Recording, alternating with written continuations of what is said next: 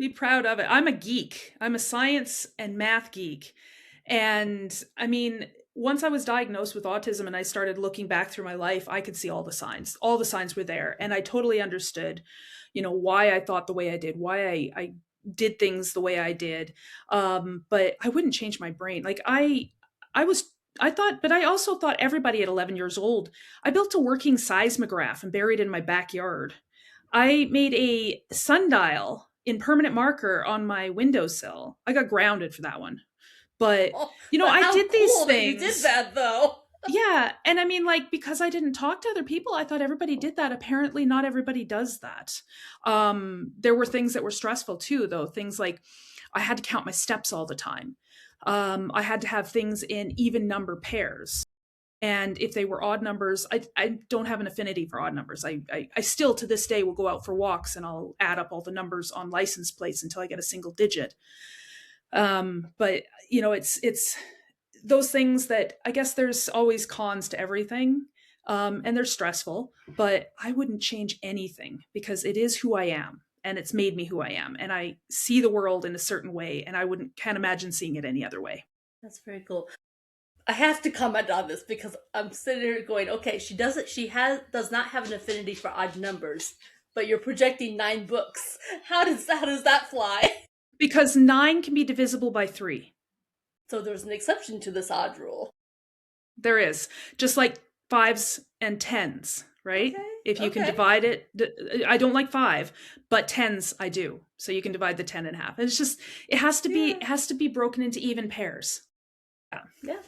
Well, and if, It's we all have and things that's that just work how my for brain us. works. Yeah. Yeah. Nothing wrong with that. But I was curious after that statement. I'm like, okay, but how do we get to 9? How does that happen? So it's either got to be 6 or it's got to be 9, and I know the sixth book does not reach the end, so it's got to be 8.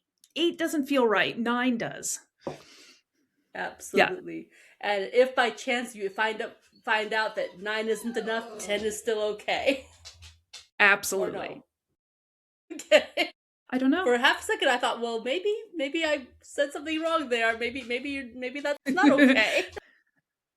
No. That's okay. That's absolutely, yeah, that's all right.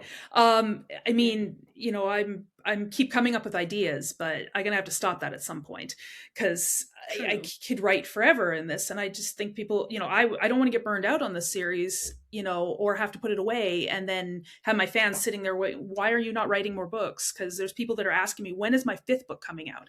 So, I promised that I would end this series. I would write it all the way to the end, and I will.